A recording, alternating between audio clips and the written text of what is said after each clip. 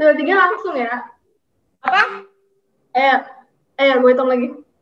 Oh iya. Ya. 1, 2, 3. Hai.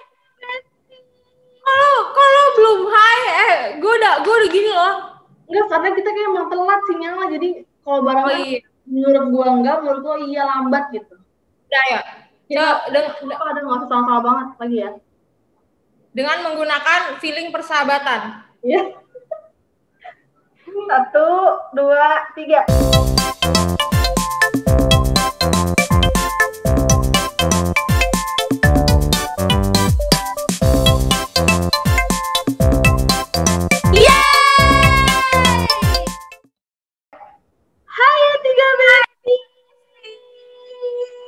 Welcome back to our channel. Etigabe.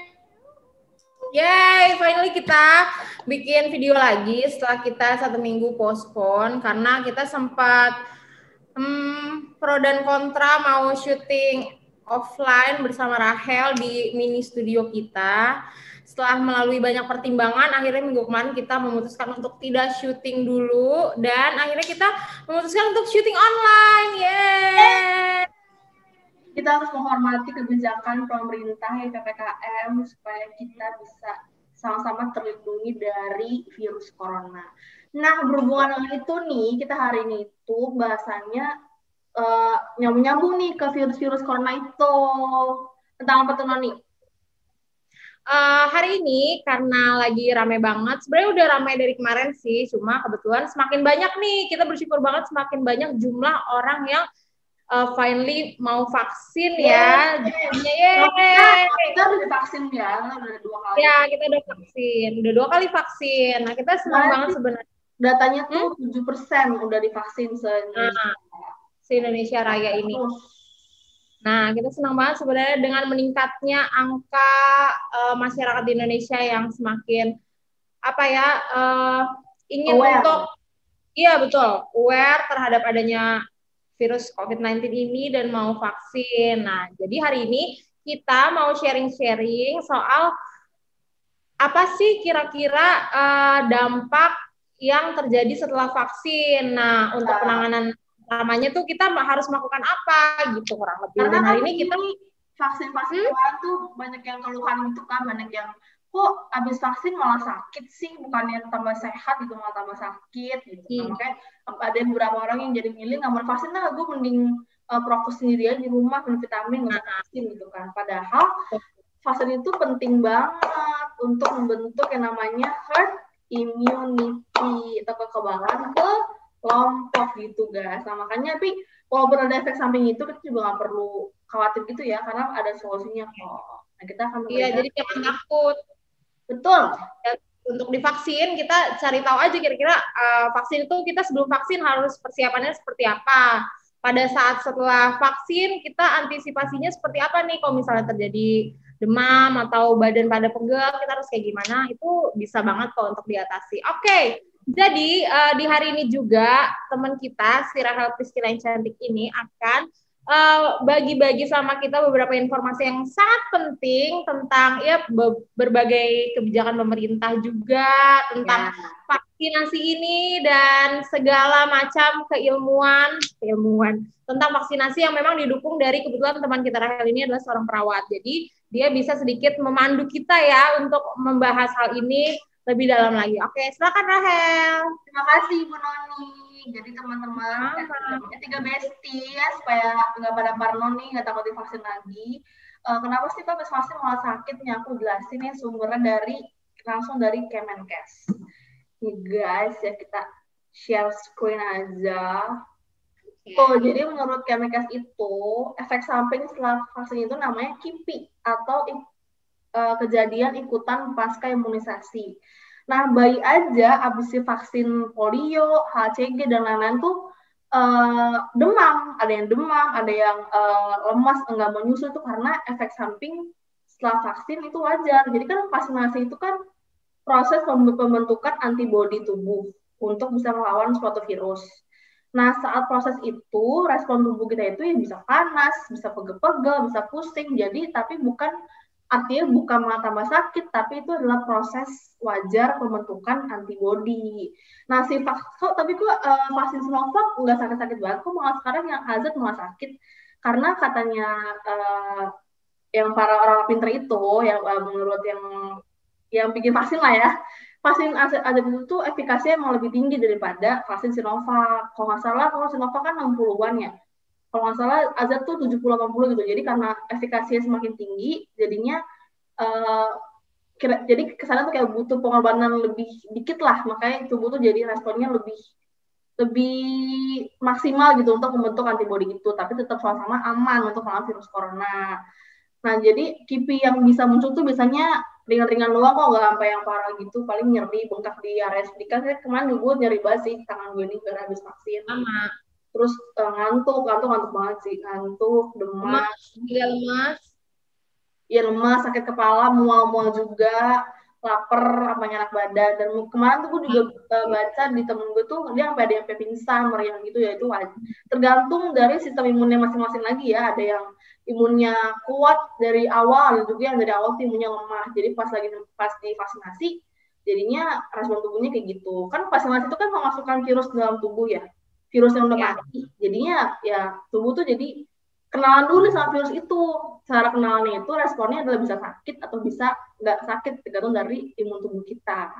Gitu, jadi nggak usah khawatir. Nah, cara nih, bentar ya. Ada human error sebentar ya guys. Oke.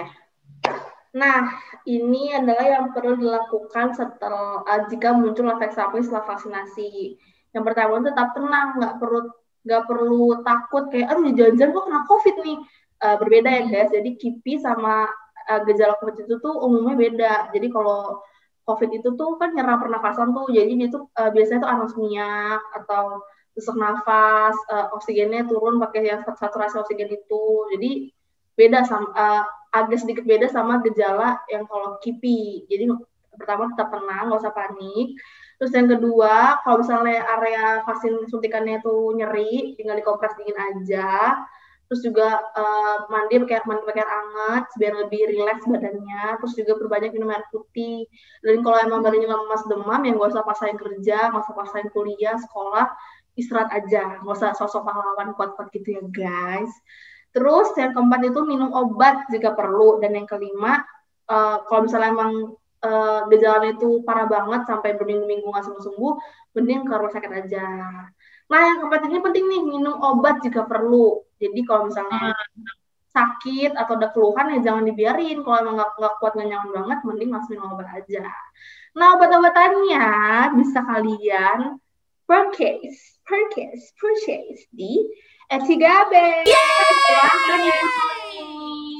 Oke, jadi terima kasih buat E3 Besti kita, Rahel Priscila udah bantu kasih kita informasi tentang vaksinasi, tentang gejala-gejala yang dialami setelah vaksinasi. Nah, seperti yang tadi dijelaskan, gejala-gejala setelah vaksin pasti biasanya ini ya, pusing gitu ya, biasanya yang terjadi ya.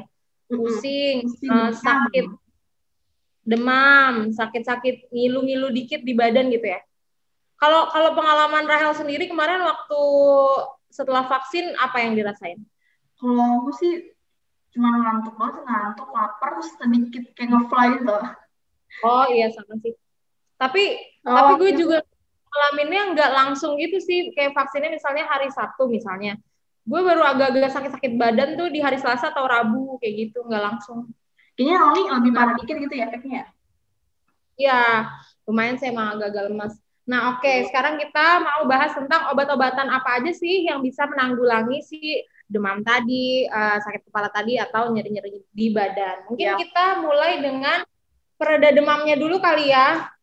Boleh. Aku akan kasih lihat beberapa obat yang bisa meredakan demam atau menurunkan demam. Biasanya obat-obat ini adalah obat-obat yang teman-teman nggak perlu cari yang susah atau gimana, karena obat-obat yang biasa teman-teman temukan baik di toko obat, apotek atau di Alfa atau Indomaret sekalipun, seperti misalnya ini, Bodrex. Bodrex itu dia mengandung paracetamol. Nah, coba aku konfirmasi ke Rahel, berarti kalau Bodrex itu seperti ini kan mengandung paracetamol dan kafein. Berarti dia bisa membantu ya untuk menurunkan demam. Seperti di sini juga dia ada tulisannya untuk meringankan sakit kepala, sakit gigi, dan menurunkan demam. Jadi salah satu hal yang bisa teman-teman cari kalau misalnya setelah vaksin mungkin, aduh gue sakit kepala nih, tapi ada demamnya dikit, teman-teman bisa minum salah satunya Bodrex. Terus selanjutnya ada juga ini Dumin, isinya paracetamol sama, jadi bisa meringankan sakit kepala dan ya Dumin dengan kandungan obatnya paracetamol. Terus selanjutnya ada juga yang biasanya belakangan ini ada beberapa teman-teman kita juga yang pada saat vaksin terus misalnya pulang disarankan sama dokternya untuk oh ya udah kalau misalnya memang sakit atau demam diminum aja Panadol ekstra. Nah, Panadol yang merah nih teman-teman. Ini ada kandungan paracetamol dan kafeinnya juga. Mirip-mirip ya sama Bodrex ini. Karena emang pasti kan sakit kepala sih emang itu paracetamol sama kafein. Ya, benar. Nah, iya nih. Ini kan sangat familiar ya pasti. Terus berikutnya juga ada lagi Bodrex Extra. Setelah Bodrex yang tadi ada lagi Bodrex Extra. Dia paracetamol dan kafein juga, cuma bedanya dia ada kandungan ibuprofen. Ya, itu dia. Itu lebih tingkatnya di tingkat di atas lagi tuh untuk nyerinya. Nah, pusing. Iya, aku bacain kandungan yang secara garis besarnya nanti kalau misalnya untuk kerja obat dan lain-lain teman-teman bisa lihat di bagian sini meskipun nggak kebaca saat ini tapi di sini full penjelasannya tentang cara penggunaan, indikasi, kontradiksi dan segala macam di sini peringatan, perhatian ada semua di sini. Terus selanjutnya juga ada Proris ibuprofen yang 200 mg. Ini itu dituliskan di sini untuk meredakan demam, sakit kepala, nyeri sendi, sakit gigi, bahkan juga bisa nyeri head. Wah, teman-teman ini obat serba bisa nih. Ini nggak bisa ya kayak beauty blogger. Tetap tidak menangkap ya kameranya.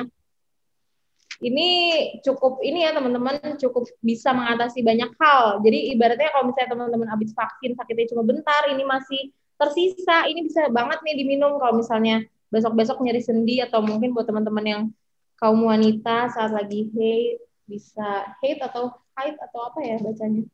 Terus ini juga ada Oskadon, isinya paracetamol dan kafein juga. Nah, banyak ya yang sepertemanan dia, pokoknya kurang lebih untuk meredakan demam dan sakit kepala tadi. Aku ulang nih, bisa Bodrex, ini harganya by the way segini tuh satu kotak ini 8,5. Dan dia kalau di E3B kebetulan bisa dibeli per strip, di mana satu ininya cuma 4.500 aja teman-teman. Isinya 10 guys. Bisa banget buat disimpan dan biasanya dia kadaluarsanya masih lama banget karena kita selalu barang baru. Biasanya dia minimal 3 tahun pasti.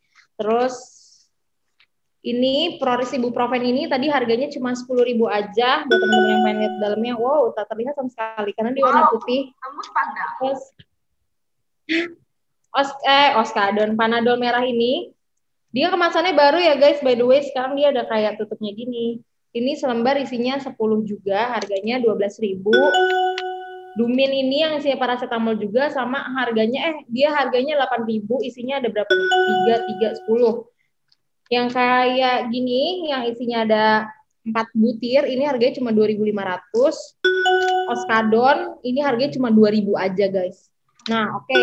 Setelah kita menurunkan demam atau sakit kepala yang kita alami setelah vaksin, berikut ada juga beberapa obat untuk membantu meredakan nyeri-nyeri sendi setelah yang tadi udah disebutin ya guys. Ada juga yang khusus gitu untuk nyeri sendi seperti ini, Neo Remasil Neuro. Nah, ini tuh ada juga temanannya nih sama ini, Neo Remasil yang tidak neuro, apa bahasanya. Dan ini di sini kalau di sini emang tulisannya obat nyeri otot dan nyeri sendi. Yang neuro kan lebih ke saraf begitu, ada neo. Oh, ini otot dan sendi.